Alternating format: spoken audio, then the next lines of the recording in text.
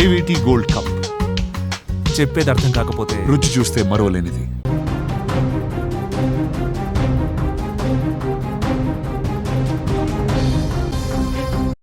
నేపాల్లో వచ్చినటువంటి వరదల తాలూకు దృశ్యాలు ఇప్పుడు ప్రతి ఒక్కరిని కంటతడి పెట్టిస్తున్నాయి. ప్రపంచ దేశాలు కూడా ఇప్పుడు విస్తుపోయి అసలు నేపాల్లో ఏం జరిగింది, ఇంత భారీ ప్రళయం వెనక ఉన్నటువంటి కారణాలేంటి, రాబోయే రోజుల్లో దీనికి జరగబోతున్నటువంటి పరిణామాలేంటి అనేటువంటి ప్రశ్నలు ఉత్పన్నమయ్యేలా చేస్తున్నాయి.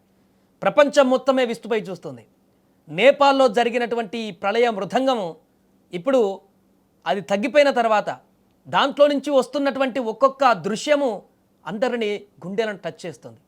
ఎందుకంటే ఎన్ని వందల మంది ఈ వరదల్లో గల్లంతయ్యారో ఒక క్లారిటీ లేదు.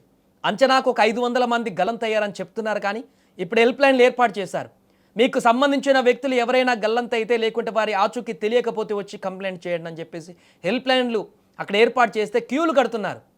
ఎన్ని వందల మంది అక్కడ గల్లంతయ్యారో తెలియదు. ఇప్పుడు వరద ప్రవాహం తగ్గిన తర్వాత అక్కడ వస్తున్నటువంటి దృశ్యాలు, అక్కడ ఆ తగ్గిపోయినటువంటి వరద బురదల నుంచి వస్తున్నటువంటి మృతదేహాల సంఖ్య చూస్తుంటే గుండె తరుక్కుపోతుంది. ఇప్పటి వరకు 160 మందికి పైగా మృతదేహాలు లభ్యమయ్యాయి. ఇంకా ఎన్ని వందల మంది మృతదేహాలు అక్కడ బయటికి వస్తాయో తెలియనటువంటి భీకరమైనటువంటి పరిస్థితి నెలకొంది. అడుగు తీసి అడుగు వేస్తే ఎక్కడ మృతదేహం బయటకు వెళుతుందో తెలియనటువంటి హృదయ విదారకరమైనటువంటి దృశ్యాలు అక్కడ కనిపిస్తున్నాయి. నేపాల్ మొత్తం ఇప్పుడు కన్నీరు పెడుతుంది. నేపాల్ మొత్తం కూడా వణికిపోతుంది. నేపాల్ ప్రజలందరూ కూడా తల్లడిల్లిపోతున్నారు. అక్కడ చనిపోయినటువంటి వ్యక్తుల మృతదేహాలను బయటికి తీస్తుంటే ఎంతమంది చనిపోయారో తెలియనటువంటి ఒక ఆవేదనతోటి, వారికి సంబంధించిన వ్యక్తులు ఎంతమంది అక్కడ చనిపోయారో తెలియనటువంటి పరిస్థితి, విదేశాల నుంచి వచ్చినటువంటి పర్యాటకుల మృతదేహాలు ఎంతమంది బయటకు వస్తాయో తెలియనటువంటి పరిస్థితి. వరదల సమయంలో మనం విజువల్స్లో చూసాం. నిన్న చాలా ప్రాంతాలలో కొన్ని వందల మంది అక్కడ ఉన్నారు. కొన్ని వందల బస్సులు కూడా అక్కడ ఉన్నాయి. పర్యాటకులతో నిండి ఉన్నటువంటి బస్సులు అక్కడ ఉన్నాయి. బస్సుల నుంచి దిగినటువంటి ఆ పర్యాటకులు ఎక్కడికి వెళ్ళారు? వారు ఏదో ఒక ఆ ప్రాంతంలో నేచర్ని ఆస్వాదిస్తూ అక్కడే ఉన్నటువంటి పరిస్థితి. అనుమానాలు కలుగుతున్నాయి. కొన్ని వందల వేల మందికి ఈ వరదల్లో గల్లంతయ్యి ఉండారు అని చెప్పేసి ఇప్పుడు సహాయక చర్యలు కొనసాగుతున్న కొద్దీ ఎన్ని వందల సంఖ్యలో ఆ మృతదేహాలు బయటికి వస్తాయో తెలియనటువంటి ఒక ఆందోళనకరమైనటువంటి పరిస్థితి ఏర్పడింది. అందుకే ఇది నేపాల్తోనే అయ్యే పని కాదని ఇటు భారత్ కానీ మిగతా దేశాల సపోర్ట్ కూడా ఇప్పుడు ఆ సహాయక చర్యలో కొనసాగుతుంది. చూడండి, సాయంత్రం నుంచి ఇప్పటికే 160కి పైగా మృతదేహాలు లభ్యమయ్యాయంటే ఆ యొక్క వరద తాలూకు దృశ్యాలు మనందరికీ తెలిసిందే. భారీ హిమపాతము, అదేవిధంగా కొండ చర్యలు విరిగినటువంటి సందర్భంలో వరద ప్రవాహము తగ్గిపోతే మనకు వెంటనే మృతదేహాలు కనిపించే పరిస్థితి ఉండదు. మట్టి పిల్లలు మట్టితో కూరుకుపోయి కొన్ని మీటర్ల హైట్ వరకు ఆ మట్టి బురదంతా కూడా జమ అయిన పరిస్థితి అక్కడ ఏర్పడింది.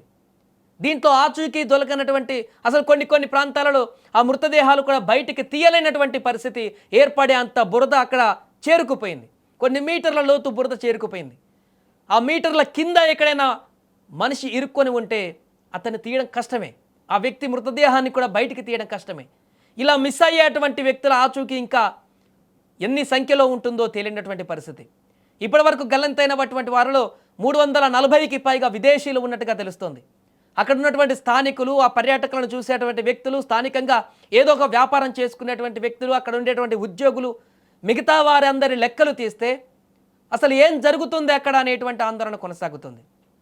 ఇప్పుడు అందరిని బాధిస్తున్నటువంటి ఒకే ఒక దృశ్యం ఈ వరదల తాలూకు దృశ్యాల నుంచి అందులో చనిపోయినటువంటి వారి మృతదేహాలను ఒక్కొక్కటిగా తీస్తుంటే అక్కడున్న వారందరూ కూడా సహాయక చర్యలు చేస్తున్నటువంటి రెస్క్యూ సిబ్బంది కూడా కన్నీళ్లు పెట్టుకోవాల్సినటువంటి పరిస్థితి.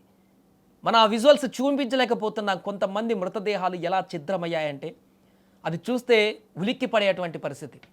ఎందుకంటే ఆ వరద ప్రవాహం రాళ్ళు, కొండ చర్యలు, మట్టితో కూడుకున్నటువంటి వరద కాబట్టి మనిషిని తిప్పుకుంటూ ఆ వరదల్లో ముక్కలు ముక్కలుగా చేసినటువంటి దీనమైనటువంటి పరిస్థితి ఏర్పడింది.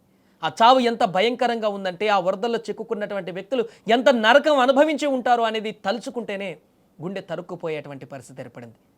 దీనంతటికి కారణం హిమనాదము, కొండ చర్యలు విరిగిపడినటువంటి ఘటన అనేది స్పష్టంగా ఇప్పుడు తెలుస్తోంది. ఇప్పుడు దీని వెనుకున్నటువంటి కారణాలు కనుక్కున్నారు. కానీ భవిష్యత్తు ఏంటి? భవిష్యత్తులో ఇలాంటి ప్రమాదాలు జరగకుండా ఉండడానికి చేపట్టేటువంటి చర్యలేంటి? ఈ యొక్క ప్రమాదము ప్రపంచ దేశాలన్నిటికీ కూడా సవాల్ విసురుతోంది. అంటార్కిటికా తోటి భవిష్యత్తులో భూమండలాల మొత్తానికి కూడా ప్రమాదం ఉందని గతంలో మనం చాలా సర్వేల్లో చాలా వివరాలు చెప్పుకున్నాం. ఈ యొక్క ఘటన వాటన్నిటికీ ట్రైలర్ లాగా కనిపిస్తుంది. ప్రకృతిని వినాశనం చేస్తే, ప్రకృతిని మనం కాపాడుకోకపోతే రేపటి రోజున భూమండలమే అల్లకల్లోలంగా మారేటువంటి అవకాశం ఉందనే దానికి సంకేతంగా కనిపిస్తుంది ఈ ఘటన. ఎందుకంటే భారీ వర్షం ఒక్కసారిగా కొన్ని సెంటీమీటర్ల వర్షపాతం కురిసి వచ్చినటువంటి వరద కాదిది. స్థానికంగా ఉన్నటువంటి కొండ చర్యలు హిమనాదం కూలిపోయి అక్కడ తాత్కాలికంగా ఒక రిజర్వాయర్ లాగా స్టోరేజ్ అయ్యి ఒక్కసారిగా కిందికి ఫ్లో అయినటువంటి ప్రకృతి విధ్వంసం ఇది. ఇలాంటి వాటికి కారణం ఖచ్చితంగా మనిషి చేస్తున్నటువంటి ప్రయత్నాలే అని చెప్పుకోవచ్చు, ఆ పనులే అని చెప్పుకోవచ్చు. ఏదేమైనా ప్రస్తుతం అక్కడ అన్ని ప్రాంతాలలో విద్యుత్ వ్యవస్థ కూడా దెబ్బతినడంతో పలు ప్రాంతాల్లో అంధకారం ఏర్పడింది. సహాయక చర్యలు కూడా ఇబ్బందికరమైనటువంటి పరిస్థితులు ఉన్నాయి. అనేక మంది అక్కడ రెస్క్యూ సిబ్బంది వెళ్ళి సహాయక చర్యలు కొనసాగిస్తున్నా కూడా ఇదంతా కూడా కంప్లీట్ అయిపోయి మొత్తం ఎంతమంది మృతి చెందారో ఆ మృతదేహాలను బయటికి తీయడానికి కొన్ని వారాల పాటు సమయం పట్టేటువంటి అవకాశం ఉన్నట్టు తెలుస్తుంది. ఎందుకంటే కొన్ని కిలోమీటర్ల వరకు కూడా ఆ వరద అనేది ఆ మనుషులందరినీ కూడా ఏ రకంగా తీసుకువెళ్ళిందో మనం చూసాం. బ్రిడ్జిలను అనేక బ్రిడ్జిలతో సహా కుక్కటి వేలతో పెకిలించుకు వెళ్ళినటువంటి సందర్భం. వారందరి గల్లంతైన వారి ఆచూకీ కనుగొనడం అంటే ఇదొక పెద్ద సాహసమని చెప్పొచ్చు. ఇంకా ఎన్ని మృతదేహాలు దీంట్లో నుంచి బయటకు వస్తాయి, ఎంతమంది దీంట్లో ప్రాణాలు హరించారనేటువంటి విషయం తలుచుకుంటేనే ఇప్పుడు తీవ్ర భయాందోళన కలుగుతున్నటువంటి పరిస్థితి.